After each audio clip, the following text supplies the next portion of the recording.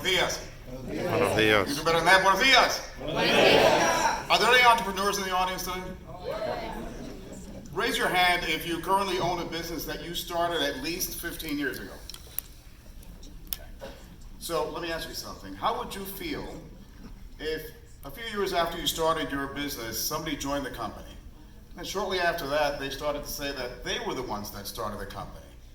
And a few years later, they started to say, well, you may not understand the business too well, you may not belong in the company anymore. You wouldn't feel too good, would you? It would be two things. Number one, it would be uncool. Number two, it would be inaccurate.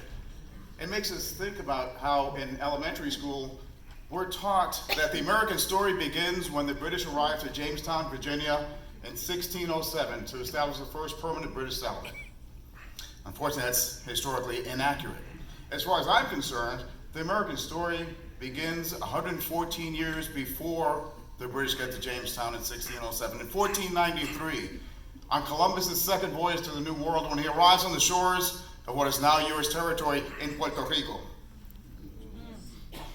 So the story of American expansion doesn't go from Virginia to the north and to the south. It actually goes from the Caribbean up to Florida, onto Alabama and Mississippi, Texas and California. As far north as Wyoming. So by the time the British get to Jamestown in 1607, there's already been a bunch of Latinos saying, "Bienvenidos, what took you so long?"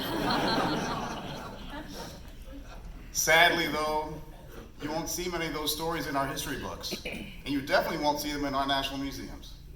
Just like you won't see the stories about the fact that Latinos have been fighting in every single war this nation has ever had. Going back to the Revolutionary War, where Spanish General Bernardo de Galvez was indispensable in helping General Washington win the War of Independence. Or our Navy's first admiral during the Civil War, David Farragut, who said those immortal words, "Damn the torpedoes, full speed ahead." Or the 500,000 Latino troops making a difference in every theater of World War II. Or one of the most highly decorated combat units of the Korean conflict, the Borinqueneros of Puerto Rico. Or the young Latinas and Latinos sacrificing and fighting on our behalf in the battlefields of Afghanistan and Iraq, and the 60 Hispanic Medal of Honor recipients. My friends, as an Air Force veteran myself, I'm here to tell you, Latinos take a backseat to no one in the defense of liberty. Yeah, come on. Right?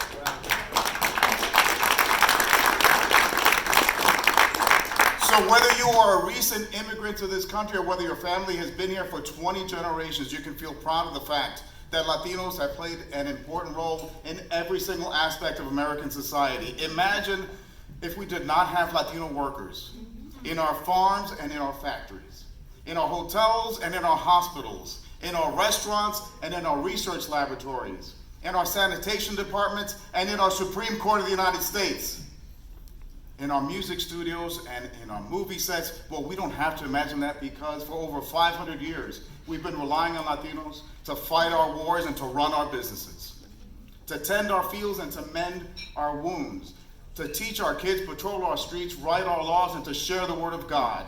My friends, contrary to what some might have you believe, Latinos are not a recent patch being sewn onto the tapestry of America. We are an essential foundational thread woven into the very fabric of America.